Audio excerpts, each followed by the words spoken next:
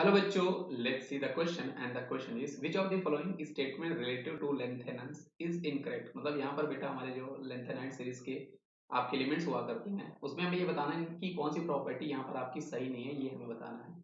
तो चलिए इस क्वेश्चन को हम सॉल्व करते हैं बेटा। ये बहुत ही प्यारा क्वेश्चन है, इसमें हर ऑप्शन जो है वो आपको एक इन्फॉर्मेशन दे रहा हो, इसलिए आपको ध्यान से देखना है।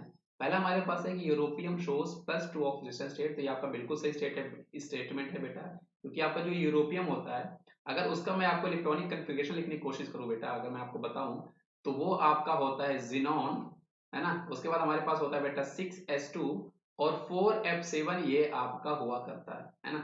मतलब इसका एटॉमिक नंबर बेटा आपका 63 होता है, इसलिए इसका इलेक्ट्रॉनिक कन्फिग्रेशन ऐसा होता है।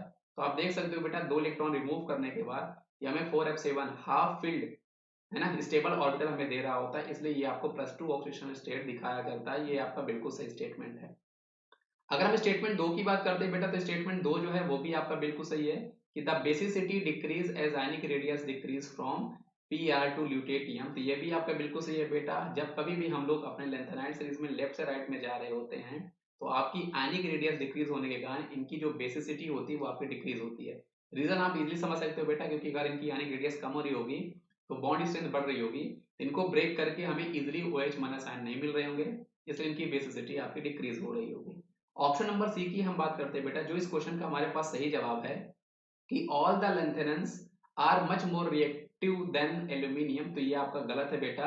एक्चुअल में ये गलत है और ये इस क्वेश्चन का सही जवाब है, क्योंकि स्टार्टिंग के जो हमारे लेंथेनाइट सीरीज के एलिमेंट हुआ करते हैं वो आपके काफी रिएक्टिव होते हैं, ऑलमोस्ट कैल्शियम के बराबर वो आपके रिएक्टिव होते हैं।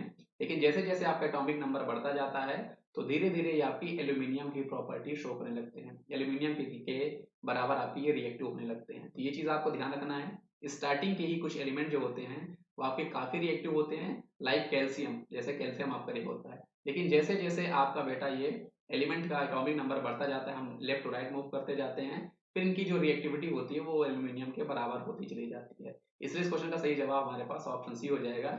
ये स्टेटमेंट हमारे पास गलत था। अगर हम चौथे की बात करें तो बेटा ये भी आपका बिल्कुल सही है। सेरियम जो है +4 हमें ऑक्सीडेशन नंबर दिखाता है और ये हमारा ऑक्सीडाइजिंग एजेंट का काम करता है, क्योंकि जो आपके लेंथेनेंस होते हैं इनका मोस्ट स्टेबल ऑक्सीडेशन नंबर की अगर मैं बात करूं तो इनका +3 हुआ करता है।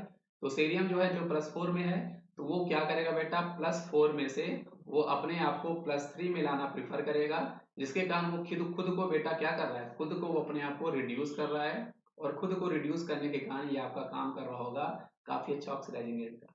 तो आई होप आपको ये कॉन्सेप्ट समझ में आएगा बेटा। इसका सही जवाब हमारे पास ऑप्शन सी था। इसके अलावा बाकी जो आपके स्टेटमेंट थे सभी आपके सही थे। सो थैंक यू बच्चों।